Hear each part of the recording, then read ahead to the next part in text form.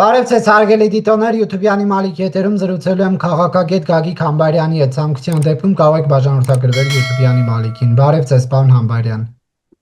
Բարև ձեզ։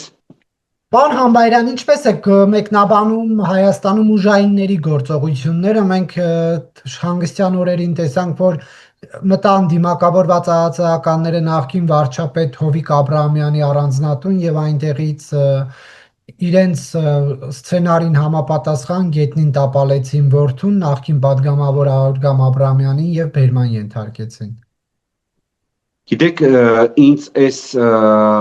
ամեն ինչում ավելի շատ արդեն մտահոգում է, որ մեր ուժային կառույցները դարձել են ուղղակիորեն գործող իշխանությունների խամաչիկը։ Այստեղ խնդիրը ոչ թե այդ պոլին ծեփելն է կամ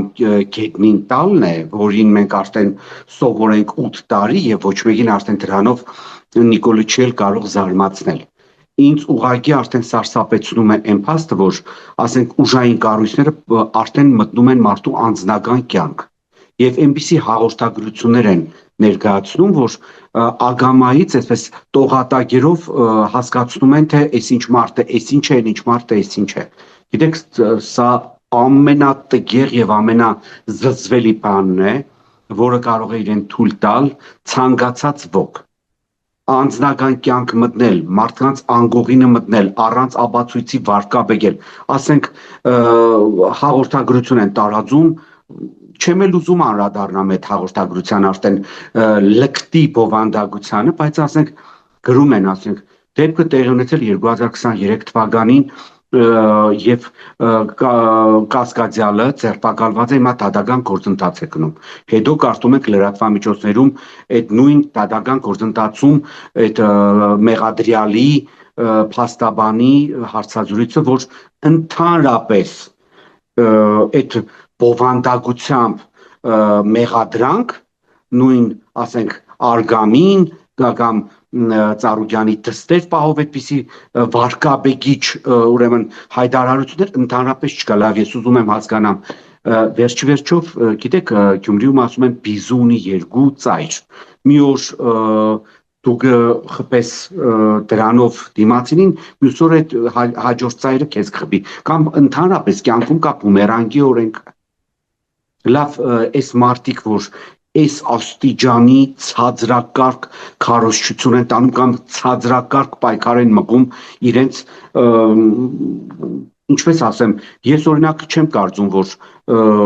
Ծառուկյանը կարող է թշնամի լինել իրենց, բայց իրանք Ծառուկյանին ուղղակիորեն թշնամաբար են վերաբերվում։ Լավ, թեկուզ թշնամու նկատմամբ, չնայած Ծառուկյանը կարող էր հագարագործ լինել, բայց խնդիրը հետեւյալն է, որ այս իշխանությունը անցնում է բոլոր տեսակի կարմիր գծերը։ Այնպես որ խնդիրը հենց սրանում է, հարցը նրա այն հարթակում չէ, որ ասենք գետնին են տալիս, պոլին են ծեփում, ասֆալտին են փռում, մենք էլի եմ կրկնում, մենք սովոր ենք, բայց խնդիրը մարդու անձնական կյանք մտնելն է եւ այնպիսի մանիպուլատիվ եւ լկտի տեքստերի տարածումն է նույն իրավապահ համակարգի, ուրեմն կառույցների կողմից, որ ես արդեն սարսափում եմ, լավ, այս աստիճան։ Սա Ծառուկյանի գործի շարունակությունը համարում եք, թե ոչ։ Իհարկե։ Ընդհանուր առմամբ երեք չմոռանանք, որ Գագիկ Ծառուկյանի հետ այն ինչ որ տեղի ունեցավ հիմնականում ազգային ժողովի ընտրություններից առաջ։ Ենթադրում եմ, որ Նիկոլը իր էմիսարների միջոցով, իր բանագնացների միջոցով շատ լավ իմանալով հնարավորությունները Ծառուկյանի, որ Ծառուկյանը 100%-ով անցնելու էր ազգային ժողով եւ նաեւ շատ լավ իմանալով իր իրական հնարավորությունները, փորձել է համոզել Ծառուկյանին, որ չտնի իր տեխնատությունը եւ իր թիմով չմասնակցի ընտրություններին, բայց Ծառուկյանը մերժել է, որի արդյունքը եղավ այն, որ հենց քարոզարշավի ժամանակ սկսեց թիրախավորել Գագիկ Ծառուկյանին, անցավ սոցիալական դեմագոգիային, իր սիրելի թեմային, թեպա Ծառուկյանի տունը ծերանոց կդարձնեմ, չգիտես ինչ կանեմ եւ այլ, իսկ արդեն ընտրություններից հետո մենք տեսանք բացահայտ մանդատակողություն, որը փաստում են ոչ միայն ընդդիմադիրները, այդ թվում նաեւ ասենք նույն արևմտյան կողմնորոշում ունեցող հասարակական գործիչներ։ Օրինակ, ես այս հարցում ամբողջությամբ համամիտ եմ Դանիել Լիոնիսյանի հետ, որի FIP-KDM հարթակում շատ պարզ վերլուծություն էր հրապարակված, թե քանի տոկոս կստանար Գագիկ Ծառուկյանը, եթե, ասենք, նույն այդ 3 ընտրատեղամասերում իր ստացած ձայները գումարվեր այն ձայներին, որը ինքը ուներ։ Եվ Դանիել Լիոնիսյանը գտնում է, որ Ծառուկյան Գագիկի ԲՀԿ-ն 4.003% հաղթահարելով կհայտնվեր ազգային ժողովում։ Եվ մանդատակողության այս բացահայտ դեպքը, որ հասարակության կներեք, Արգամ Աբրամյանին գետնին խփելով բերման ենթարկելը, որ ասում եք կապ ունի, հա, Ծառուկյանի գործ հետ, դրանով ինչ է փորձում իշխանությունը անել։ Դե պատժում է։ Բերեք չմոռանանք ով է Արգամ Աբրամյանը։ Գագիկ Ծառուկյանի փեսան, Գագիկ Ծառուկյանի թորների հայրը։ Ու իդեպ բերեք չմոռանանք եւս մեկ փաստ, որ նույն ընտրություններից առաջ ակտիվորեն մամուլում հրապարակվում են նյութեր, որ նույն Արգամ Աբրամյանի հայրը, Հովիկ Աբրամյանը, ոչ բացահայտ, բայց ծածուկ օգնում է ուրեմն ԿՊ-ին։ Չի բացառվում, որ դե գիտեք, Նիկոլը շատ պարզ է գործում, գիտեք, Նիկոլը բացարձակ այդպես բարդ մեխանիզմներով չի գործում։ Ինչպես ասում են, շատ շատերի պոչը իր ոտքի տակ է պահում, եւ այդ ոտքի տակ պահելու գործընթացը դա բազում քրեական գործեր հարուցելն է այս կամ այն մարդկանց վրա, եւ այդ քրեական գործերը, որպես դամոկլեան սուր այդ մարդկանց գլխին կախել պահելն է, որ տարիներով այդ գործերը քննվում են։ Եվ խնդիրը գիտեք նաև որն է, որ ինքը կարողանում է համոզել հանրության մի ինչ-որ մասի, հատկապես իրեն երկրպագողներին, որ ինքը պայքարում է նախկինների դեմ, ինքը պայքարում է նախկին թալանչիների դեմ, ինքը պայքարում է կոռուպցիայի դեմ։ Մեկը չկա հարցնի, թե ընկեր Հայաստանի Հանրապետությունը շատ փոքրիկ պետություն է, բնակչության թվաքանակն էլ ասենք Մոսկվայի, Ստամբուլի, Լոնդոնի, Նյու Յորքի մեկ թաղամասի բնակչություն է։ Ասենք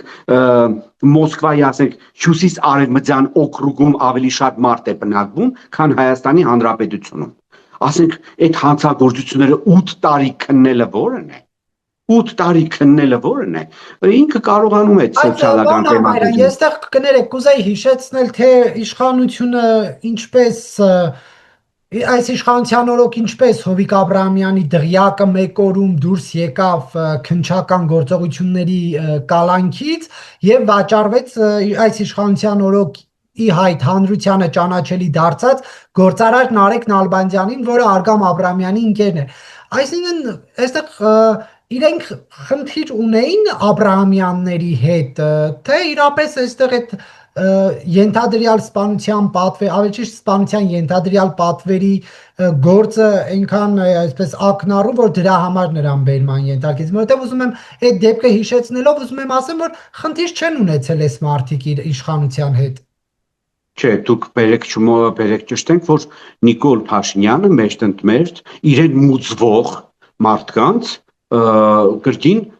հարցակման է ենթարկեցնում իր կողմից։ Բերեք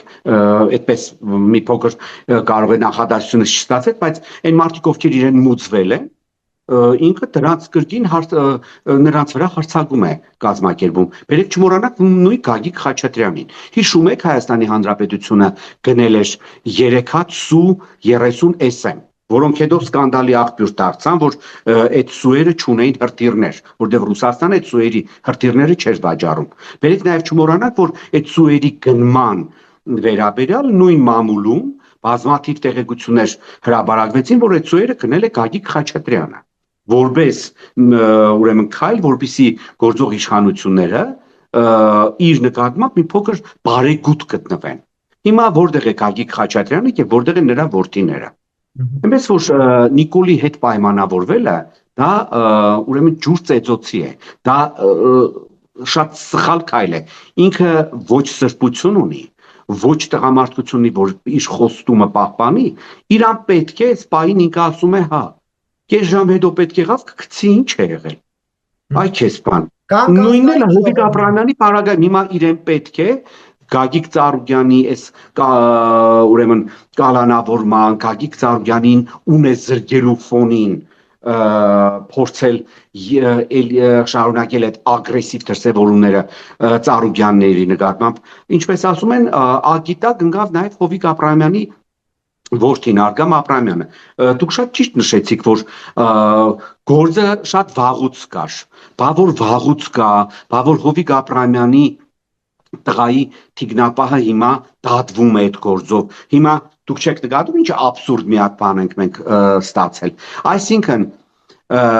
գործը կատարող մարտասպանը, որը կարող էր չիրականացնել այդ սպանությունը, հիմա տնային կալանքով վայելում է չագերտավորացած որոշ չափով ազատությունը, իսկ միամտաբար, այսպես մեկից սպանությունը, այսինքն պատվիրատուն հիմա նստած է, բայց բանը պատվեր կատարողը ազատության մեջ է։ Սա աբսուրդ չէ։ Սա աբսուրդ է։ Ամեն դեպքում մարտասպանը ըստ գործող իշխանությունների տանն է նստած։ Տեսեք, քանի որ մենք հարազարշավի ժամանակ ոչ միայն Գագիկ Ծառուկյանի հետ կապված էինք այդ խոսույթին ականատես լինում, չոկացնելու եմ, կզծնելու եմ, բոմժ եմ սարքելու, դա նաև ինչ-որ առումով Հայաստան դաշինքի ղեկավար Քոչարյանին էր ուղղված, նաև Սամվել Կարապետյանին էր ուղղված, բայց մենք գործընթացները միայն Ծառուկյանի հետ ենք տեսնում, ինչ կարող ենք ասել այս մասով, որ հասցրեցին գոնե կարճաժամկետ պայմանավորվածություն իշխանությունն ու այդ ընդդիմադիր ուժերը ձեռք բերել, թե ոչ։ Եթե ոչ, ապա մենք նույն գործողությունները չենք տեսնում իրենց հետ։ Այս պահի դրությամբ ազգային ժողովում այդ երկու ֆրակցիաների падգամավորները փորձում են մեկը մյուսի նկատմամբ որոշ չափով կոռեկտ լինել, բայց ես այս պարագայում ավելի շատ մտածում եմ, որ այստեղ արտաքին քաղաքական գործոնը շատ մեծ նշանակություն ունի, չնայած նշեմ, որ եւ ուրեմն Սամվել Կարապետյանը բացահայտ ռուսամետ ուրեմն հայտարարություններ էր անում շատ դեպքերում, դե բերեք չմոռանանք նաև թե որտեղ է նրա հիմնական կապիտալը գտնվում եւ որտեղ է կուտակվել այդ կապիտալը։ Նույնը Գագիկ Ծառուկյանը միշտ ոչ թե ռուսամետ էր, այլ ինքը ավելի շատ օբյեկտիվ էր նշում, որ մենք շատ կախված ենք Ռուսաստանի շուկայից եւ պետք չէ Ռուսաստանի հետ հարաբերությունները ծրել։ Նույն չնայած Քոչարյանի համար շատ դեպքերում ասում են ռուսամետ է, բայց ես այդքան էլ շատ նույն կարծիքը չունեմ, բայց ամեն դեպքում խնդիրը հետեւյալն է, հարգելի Նարեկ, որ Նիկոլը փորձում է այս երեք քաղաքական ուժերի լիդերների նկատմամբ իր վարքագիծը, հատկապես նույն Սամվել Կարապետյանի եւ Ռոբերտ Քոչարյանի նկատմամբ իր վարքագիծը առուծախի առարգա դարձնել Ռուսաստանի հետ, որը նրա մոտ չի ստացվում։ Հիմա այս երյակի մեջ ամենաթույլ օղակը Գագիկ Ծառուկյանն էր, որին ինքը առաջինը այսպես ասած վրա եշտի ենթարկեց հենց անմիջապես ընտրություններից հետո, որովհետև ես էլ եմ նշում, այդտեղ խնդիրը հետևյալն էր, որ Գագիկ Ծառուկյանից 5 մանդատի գողանալը դա բացահայտ էր, որքան ուզում է կենտրոնական ընտրական հանձնաժողովը կամ Նիկոլի Սահմանադրական դատարանը որոշումներ ընդունեն, մարդիկ շատ պարզ հասկանում են, այդտեղ պարզ, շատ պրիմիտիվ մաթեմատիկական հաշվարկ կա։ Նույնիսկ կրկնում եմ, Նիկոլին սատարող մարդիկ, ինչպիսին է Դանիել Լեոնիսյանը, նշում է, որ Ծառուկյանը անցել էր, բայց Քոչարյանի եւ հատկապես Սամվել Կարապետյանի պահով ինքը փորձում է դեռ ավելի զուսպ լինել, հույս ունենալով, որ իր հարաբերությունները Մոսկվայի հետ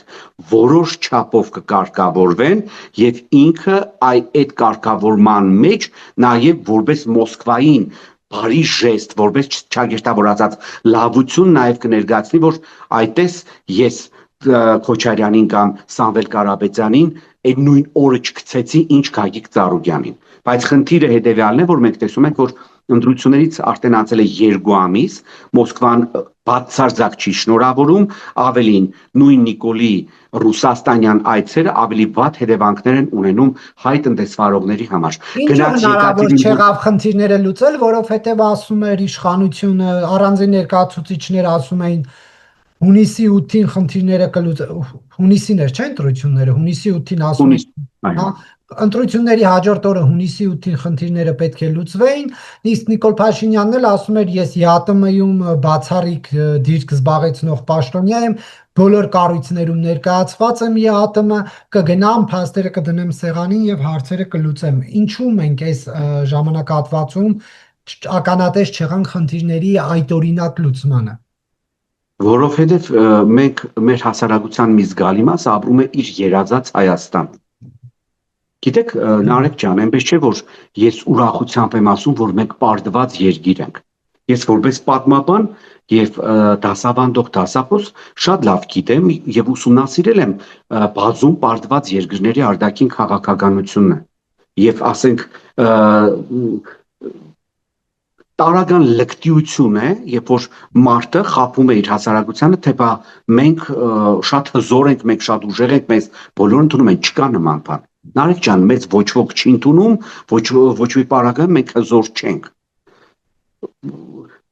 Եվ որ հասարակության մի զգալի մասը անկրագետ լինելով հավատում է այդ հիմարություններին, այ մենք հայտնվում ենք այս վիճակում, որ ինչու Նիկոլի խոստումները չիրականացան, որովհետև գիտես, այստեղ խնդիրը հետևյալն է, թե իսկ ընդհանրապես Նիկոլի որ խոստումն է իրականացել, Արցախը Հայաստան է եւ վերջն է իրականացել, թե մենք դեպի Եվրոպա ենք գնում, լավ, Եվրոպա մենք նախ ամենաառաջինը իր պաշտոնները ԵԱՏՄ-ում այդ իր համար է։ Մենք շատ լավ գիտենք ԵԱՏՄ-ն կամ ՀԱՊԿ-ն իրենցից ինչ են ներկայացնում։ Երկրորդը ինձ գիտեք ինչն է հետաքրքրում, երբ որ ինքը գնում ու անընդհատ ամեն քայլափոխին ասում է ԵԱՏՄ-ն ճգնաժամի մեջ է։ ԵԱՏՄ-ն այսպես կազմաքանդվում է։ Լավ, ինքը ում է այդ ապուշությունները կերակրում, որ ներքին լսարանի իրեն երկրպագող անկրագետներին ԵԱՏՄ-ն գործում է ԵԱՏՄ բոլոր երկրների համար, բացի Հայաստանի Հանրապետությունից։ Խնդիրը հենց սրանում է։ Կամ լավ, Նարեկ ջան, մենք գնում ենք դեպի Եվրոպա։ Մենք գնում ենք դեպի Եվրոպա, չնայած ես ասեմ, որ ես ընդհանրապես դեմ եմ եղել, որ Հայաստանը երբևէ ինչ որ ակտիվություն դրսևորի որևէ կառույցի հետ սերտ հարաբերություններ ունենալու համար։ Մեր խնդիրները ծագեցին հենց նույն Սերժ Սարգսյանի ժամանակ, երբ որ ինքը փորձում էր գնալ Վիլնյուս եւ ինչ որ Եվրամիության ասոցացման համաձայնագիր ստորագրել, որով ինքը գժգռում էր Մոսկվային մեր դեմ։ Արդյունքը եղավ այն, որ իրան բռնեցին, տարան Մոսկվա, նստեցրեցին սեղանի մոտ, ասեցին, դե հիմա ստորագրի ԵԱՏՄ համաձայնագիրը։ Հիմա այս նույն մարդը, այս Նիկոլ Փաշինյանը, ասենք, մենք ընդունում ենք ազգային ժողովում օրենք Եվրամիության հետ ինտեգրվելու մասին։ Լավ, մեզ պետք էր դա։ Ում է մեզ պետք։ Կամ 8 տարի այս մարդը ղեկավարում է երկիրը։ 8 տարի։ 8 տարվա մեջ Եվրամիության ուղին բռնած լիդերը պետք է ամեն ինչ անի, որպեսզի մեր տնտեսությունը, ճիշտ է, ավելի քիչ կախված լինի Ռուսաստանից։ Ես ստատիստիկ տվյալ ասեմ, եթե 2015 թվականին Հայաստանի արտաքին առևտրի ընդամենը 15.5%-ն է բաժին հասել Ռուսաստանի Դաշնությանը, Նիկոլի կառավարման օրոք 2025 թվականին այդ ցուցանիշը հասել է 36.5%-ի, իսկ 2024 թվականին ընդհանրապես 41% եղել։ Լավ, ես ուզում եմ հասկանամ, էլի, մենք դեպի Եվրոպա ցկտելով, ինչ ենք այսքան շատ կախվածության մեջ հայտնվում Ռուսաստանից։ Երկրորդը, գիտեք, մեր ամենազավեշտալի եւ մենք ենք ասում, որովհետև Հայաստանի Հանրապետության արտաքին քաղաքականությունը բացայտ ցինիզմ է։ Ուրեմն նայեք, մենք տեսնում ենք, որ 2022 թվականի փետրվարի 24-ից հետո Ռուսաստանի եւ Արևմուտքի հարաբերությունները սարսափելի վատ են։ Մենք գտնվում ենք մի տնտեսական կառույցում, որը ահավոր սերտաջած է Ռուսաստանի հետ։ Այսինքն, ճիշտ է, մենք ԵԱՏՄ անդամ ենք, բայց եթե ուսումնասիրում ենք մեր արտաքին առևտրի ցուցանիշները, ասենք գյուղմթերք, սննդամթերք եւ այլն, ջրեղեն, կոնյակ, օղի եւ այլ արտահանումները մենք տեսնենք, որ դրանց 95-96%-ը, նույնիսկ 100%-ը գնում է Ռուսաստանի Դաշնություն, չի գնում Ղազախստան, չի գնում Ղրղըզստան, չի գնում Բելարուս, գնում է Ռուսաստան։ Հիմա Մենք ինչ ենք ասում Ռուսաստանին։ Մենք ասում ենք, մենք օրենք ենք ընդունում, որ մենք ուզում ենք դառնալ Եվրամիության անդամ։ Կնեք, այսինքն դուք առաջարկում եք, որ մենք Ռուսաստանի պահանջով ոչ մեկի հետ միայն իր հետ առևտուր ունենալու, ԵԱՏՄ-ի շրջանակներում լավագույն դեպքում առևտուր ունենալու մակարդակի պետություն մնանք, թե մենք մի օր պետք է կոտրենք։ Չէ, ես հարց եմ տալիս։ Դե, բա որ եթե Ռուսաստանի ասածներով գնանք, պետքա դա անենք։ Հիմա պետք է մենք Ռուսաստանը չի հանդուրժում, որ Հայաստանի Հանրապետությունը ռազմական գործընկերության ռազմավարական գործընկերության պայմանագրեր է ստորագրում եվրոպական երկրների հետ։ Նարեկ, ուրեմն նայի, եթե դու տեսնում ես, որ քո տնտեսությունը, քո առևտուրը շատ մեծ կախվածություն ունի Ռուսաստանի հետ, Ռուսաստանից։ Դու ուզում ես գնաս դեպի արևմուտք։ Դու 8 տարվա մեջ ինչ ես արել, որ քո արտադրության ցուցանիշները համապատասխանեն եվրոպական մակարդակի։ Այ երբ որ դու մեկից կտրուկ շարժ ես կատարում դեպի արևմուտք, դու չհայտնվես այսպիսի խայտարակ վիճակում։ Ոչինչ չի արել այս իշխանությունը, խնդիրը հենց սրանում է, ես երբեք չեմ ասում, որ Ռուսաստանը լավն է, բացարձակ, բայց խնդիրը հետևյալն է, մենք գտնվելով Պուտինյան այսպես ասած Եվրամիության մեջ, որը Իրանից ներկայացնում է ԵԱՏՄ-ն, ճիշտ է, մենք ասում ենք, գիտես Ռուսաստան, մենք ուզում ենք քո կողքից թռնել, գնալ դեպի Եվրամիություն, որը քո թշնամին է, բայց այս ընթացքում մենք ոչ մի բան չենք արել, որ մեր արտադրությունը կներեք համապատասխանի Եվրամիության պահանջներին։ Այդպես մենք մնանք ԵԱՏՄ-ի մեջ, մենք գումար աշխատենք, մենք հարստանանք, մենք մեր հարցերը լուծենք, հետո երբ որ մենք համապատասխան ուրեմն պայմանների հասանք, մենք հանգիստ կգնանք Եվրամիության մեջ։ Բայց 8 տարի առաջ էլ, եթե սկսեինք 8 տարի առաջ էլ ենք ԵԱՏՄ-ի մեջ, չէ՞։ Իսկ ինչ է արել Հայաստանի Հանրապետությունը, որպեսզի դիվերսիֆիկացնի իր արտաքին առևտուրը։ Տեսեք, 13 թվականից այս կողմ, երբ սկսեր, ԵԱՏՄ-ի մեջ էր լինելու, այսինքն ժամանակը երբ է։ Բերեք օրինակը բերեմ Ղազախստանի։ Ղազախստանը ԵԱՏՄ անդամ երկիր է, բայց Ղազախստանը սերտ առևտրային հարաբերություններ ունի նույն արևմուտքի հետ, որը չի խանգարում նրան նորմալ հարաբերություններ պահպանել նույն պաշտոնական Մոսկվայի հետ։ Չէր կարելի չգրգռել Ռուսաստանին։ Ես հարցը, գիտես, Նարեկ ջան, բերեք ճշտեք մեկ բան, եթե մենք գնում ենք դեպի արևմուտք, ռուսական ռազմաբազան ինչ գործ ունի այստեղ, ինչի չեն հանում, որ, ինչի չեն հանում։ Չէ, գիտես, չի կարելի, սա կոչվում է գեղեցիկ շրջանակություն, որ շրջադարձը մի անգամից չեն անում, այլ փորձում են համապատասխանեցնել ստանդարտները, այդ գործընթացն է։ Քանի տարի է պետք է ստանդարտներին համապատասխանեցնելու համար։ Հայաստանի վարչապետի պաշտոնը զբաղեցնող անձը 8 տարիուց ավել է ղեկավարում է երկիրը, որը ոչ մի քայլ չի ձեռնարկել այս 8 տարվա մեջ, որպեսզի Հայաստանը իր արտաքին առևտրի ուրեմն պահով կախվածությունը թույլատնի Ռուսաստանից։ Ես ձեզ նոր թվեր բերեցի։ Եթե 15 թվականին մեր արտաքին առևտրի ընդամենը 15.5%-ն է բաժին ընկել Ռուսաստանին, Նիկոլի օրոք այդ թիվը հասել է 36.5%։ Դա նորմալ է դուք համարում։ Լավ, Բայրան, այս թեմայով խոսենք, արեք այս թեմայով։ Խոսել չկա, այդտեղ շատ պարզ տրամաբանություն է ցույց է տալիս մեր արտաքին քաղաքականության սնանկությունը։ Երբ որ նույն Հայաստանի վարչապետի պաշտոնը զբաղեցնող անձը խաբում է հասարակությանը, որ մենք շատ հզոր ենք, մենք եկել կանգնել է, ասենք, նայում ես, ասենք հանդիպումներ է ունենում, հարցազրույցներ է տալիս, թե բա ԵԱՏՄ-ն ճգնաժամի մեջ է, ով է ճգնաժամի, ճգնաժամի մեջ մենք ենք։ Իսկ ԵԱՏՄ երկրները մեծ ուղղակի պայման են դրել, ոչ թե Ռուսաստան, այլ հենց ԵԱՏՄ-ն, որ մինչև դեկտեմբեր անցկացրեք հանրաքվե ու վերջապես որոշեք, դուք ուր եք ուզում գնալ, Եվրամիություն, թե ԵԱՏՄ-ում մնաք։ Մենք իհարկե հասկանում ենք, որ այս ամեն ինչի վերևում կանգնած է Մոսկվան,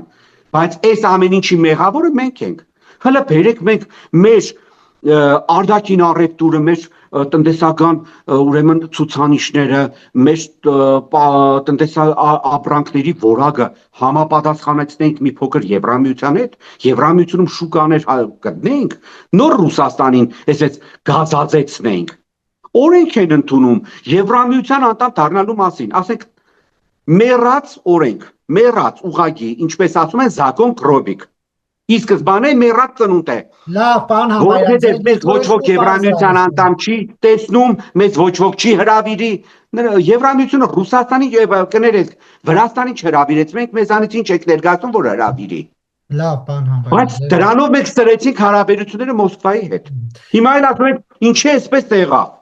Լավ, տրամաբանական եւ նորմալ է։ կաթողիկոսի թեմային անդրադառնանք, բայց խնդրում եմ պատասխանեք հակիրճ, որ ես կարողանամ հարցեր հնչեցնեմ գոնե մի քանի հատ։ Ամենայն հայոց կաթողիկոսը նախորդ շաբաթ կանգնեց դատարանի առաջ, դուք սա ինչպես եք մեկնաբանում, կարծիքները երկու խմբի է բաժանված։ Սա 37 թվի նման մի բան է, ինչպես KGB-ն խեղդամա արեց ամենայն հայոց կաթողիկոսին, ասում են սա դրան հավասարազոր մի բան է, մի կողմն էլ ասում է Հայաստանի Հանրապետության սահմանադրությունից վեր անձինք չկան, վարչապետ, նախագահ, կաթողիկոս բոլորը Հայաստանի Հանրապետության օրենքի առաջ հավասար են եւ Հայաստանի արտարադատությունից խուսափելն անհնար է։ Դուք ինչպես եք մեկնաբանում այս իրավիճակը։ Հայաստանի Հանրապետության սահմանադրության մեջ շատ պարզ գրված է, որ եկեղեցին անջատ է պետությունից։ Այդ մեկ։ Երկրորդը, բերեք չմոռանանք, որ կաթողիկոսը դա Հայաստանի Հանրապետության սեփականությունը չէ, ոչ էլ պաշտոնյա է։ Գործի բերումով 1441 թվականից կաթողիկոսությունը գտնվում է Մայրաթոր Սուրբ Էջմիածնում։ Դրանից առաջ եղել է Անիում, դրանից առաջ եղել է Կարսում, դրանից առաջ եղել է Սիսում, դրանից առաջ եղել է Արևմտյան Վանում։ Ով է ասել, որ ասենք, եթե այդ կաթողիկոսության աթոռը գտնվում է Մայրաթոր Սուրբ Էջմիածնում, որը Հայաստանի Հանրապետության տարածք է, ապա հայ առաքելական Սուրբ եկեղեցին դա Հայաստանի Հանրապետությանը։ Ես եւս մի հատ հիմար բան եմ լսում մեր ժողովրդի մեջ, ասենք ժողովուրդն է դա եկեղեցին, չկա նման բան, հայ առաքելական Սուրբ եկեղեցին դա Աստծո տունն է։ Ով այդ մտքի հետ համաձայն չէ, ինչպես ռուսը ասում է, սկատերտու դարոշկա։ Իսկ այն մարդիկ, ովքեր գտնում են, որ եկեղեցին դա ժողովուրդն է, դա բողոքական ուսմունք է։ Դա բողոքականություն է։ Ես դա ասում եմ որպես պատմաբան։ Նիկոլ Փաշինյանը, ես բազմիցս եմ ասել, ձեր եթերում եմ ասել, ինքը աղանդավոր է, ինքը կյանքի խոսք աղանդի կամ ներկայացուցիչ է, կամ երկրպագու է։ Ես բազմաթիվ ապացույցներ ունեմ, որ իշխանության գալուց հետո բազմաթիվ անգամներ ինքը իր Facebook-յան էջում տեղադրել է կյանքի խոսք աղանդի քարոզիչ Վահե Պետրոսյանի քարոզները։ Պարոն Համբարյան։ Չէ, միշտ եմ ասելու, սա միշտ եմ ասելու, որովհետև ժողովուրդը պետք է իմանա, թե ով է կանգնած եկեղեցու դեմ, այսինքն ով է պայքարում եկեղեցու դեմ, այդ մեկ։ Այսինքն հարգելի նարեկ, բերել է, ինչպես եք մեկնաբանում։ Սա մեր ամոթն ու խայտարակությունն է։ Ասենք, եթե սահմանադրության 17-րդ հոդվածն է, որ կան հիշում եմ, որ եկեղեցին անջատ է պետությունից։ Ասենք, այն հարցը, որը վերաբերում է զուտ միայն եկեղեցուն, այսինքն հոգևորականին կարգալույց անելը, ինչ կապ ունի դա մեր դատարանների հետ։ Ընդհանրապես ես ձեզ ասեմ, որ եկեղեցական դատարաններ կան, բաներ են, կանսիստորիաներ են, որը կաթոլիկ եկեղեցին ունի, ռուս ուղղափառ եկեղեցին իր դատարաններն ունի։ Մեր հայ առաքելական Սուրբ եկեղեցին չունի, որովհետև մեզ մոտ կոնկրետ կա դրված օրենք եկեղեցում, որ կաթողիկոսի որոշումները եւ ընդհանրապես Գերագույն հոգևոր խորհրդի որոշումները չեն քննարկվում։ Հիմա հարց. Արամ Սարոյան, չէ՞։ Մարդ իդեպ Արման, իդեպ նաև նշեմ, որ ժամանակին նույն հակաեկեղեցական շարժման ներկայացուցիչները, նույն Սուրբ Աննա եկեղեցու դիմաց, այս նույն անձին մեղադրում էին պոռնոգաբարո գործունեության մեջ, որ քանդել է ընտանիք, հոգևորականի ընտանիք։ Բերեք չմոռանանք, Կարեն Պետրոսյանը իր ելույթներում 2018 թվականին Սուրբ Աննա եկեղեցու դիմաց կանգնած փաստում էր, որ Արման Սարոյանը անբարո կյանք է վարել։ ու հիմա այս մարդը պաշտպանվում է գործող իշխանությունների կողմից, ու հիմա այս մարդուն օգտագործում են գործող իշխանությունները եկեղեցուն, ասենք թե պատժելու, եկեղեցուն վնասելու համար, աշխարհում նման բան չի եղել, ոչ մի տեղ, ոչ մի նորմալ երկրում հոգևոր առաջնորդին երբեք չեն դատել, սա տեղի է ունենում միայն բռնապետություններում եւ այն երկրներում, որտեղ ուրեմն իշխանության են եկել անհավատները։ Արսեն Թորոսյան, որը ասենք Աստվածաշունչը ծաղրում էր, ասում էր ես Շարլ Պիերոյի գրացեքյատներին ավելի շատ եմ հավատում, քան այդ գրքին։ Արայիկ Հարությունյան, որն ասում է պաստառ էր գրում, դոշին կախում, ասում էր աղոթել չառաջարկեք, աղոթել եկել եմ։ Մարդը ծաղրում է աղոթքը։ Նիկոլ Փաշինյան, որ ասենք բացի կյանքի խոսքաղանդի ներկայացուցիչների քարոզները իր էջով տարածելուց, ՄԱԿ-ի ամբիոնից Աստվածաշնչի թարգմանություն է մեջ բերում, որը բացարձակ չի համապատասխանում հայ առաքելական Սուրբ Եկեղեցու Աստվածաշնչի թարգմանությանը։ Լավ, Բայրամ, պարզ է, որ բայց ում հետ է նաև մաքրում եկեղեցին։ Երեխա ունեցող Կոտայքի թեմի առաջնորդ ըստ Ասեկոսեների Քարամյանի, Բենտլի Կջոյանի, օլիգարխ Վայոց Ձորի հոգևոր հողի։ Հրաժարական տվի գնացել է նա արդեն։ Դե ամեն դեպքում դրանց հետ փորձում էր մաքրել։ Հասկանում եք, մարդը կանգնած ամբիոնից, տարբեր ամբիոններից ասում էր Կջոյանի նման հագա քրիստոնյա, հագա եկեղեցական մարդ աշխարհում չկա, հիմա գնում դրա ձեռն է պատճում։ Ինչ որ բաների կիրագի օրերը որ գնում է եկեղեցի բանի Լավ, պարոն Համբայրյան, տեսեք, ակնհայտ է, որ կգտնեն մի դատավոր, որը կստանձնի այս դատավարությունը, մեկը կարողացավ թե ինչքանով էր դա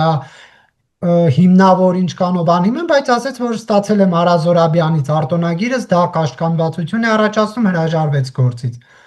Բայց կգտնեն մի դատավորի, որ կդատի, այս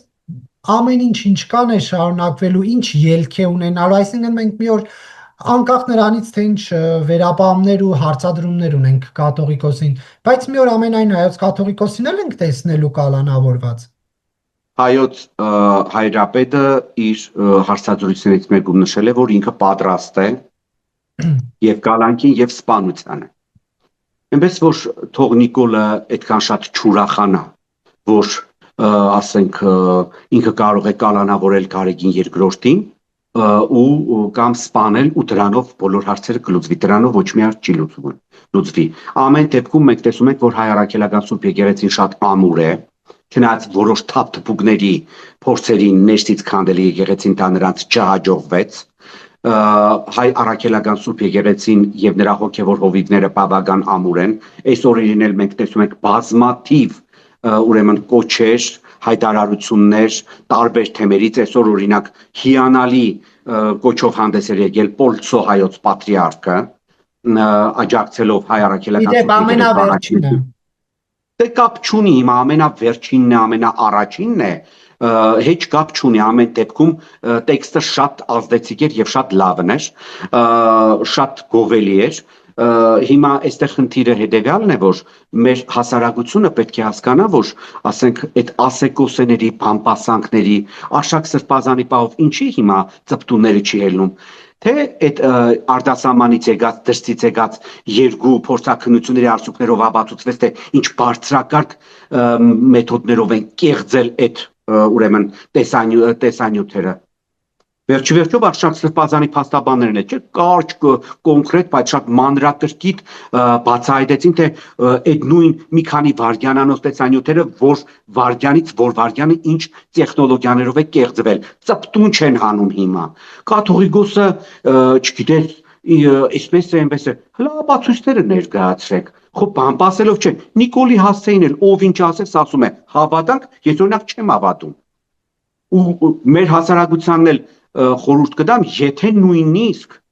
նույնիսկ մեր հայ առաքելական Սուրբ Եկեղեցու հոգևոր հովիվը մեղքեր ունի, եթե նույնիսկ ինչ որ հոգևորականներ խնդիրներ ունեն, այդ հարցերը պետք է լուծվի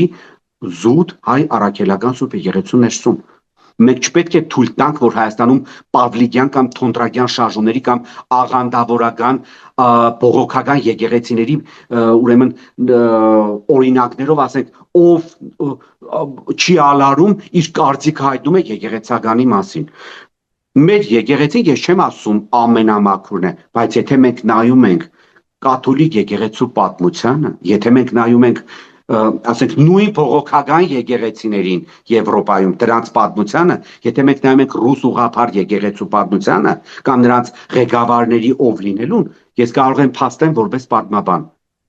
Ամենամաքուրը մերն է։ Ամենամաքուրը մերն է։ Իսկ Նիկոլի համար մեր եկեղեցին նաև ճշնամի է ոչ միայն այն պատճառով, որ ինքը իրականում աղանդավոր է կամ աղանդավորական խաղապարներ ունի։ Ինքը նաև արտաքին քաղաքական ուրեմն պատվիրատուներ ունի։ Հայ առաքելական Սուրբ եկեղեցին միակ ինստիտուտն է, որը շարունակում է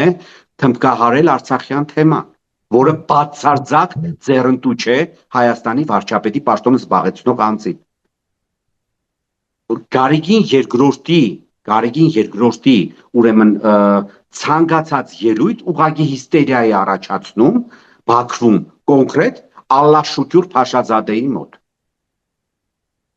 Այնպես որ հայ առաքելական Սուրբ եկեղեցու դեմ հարձակումները նաև արտաքին քաղաքական այսպես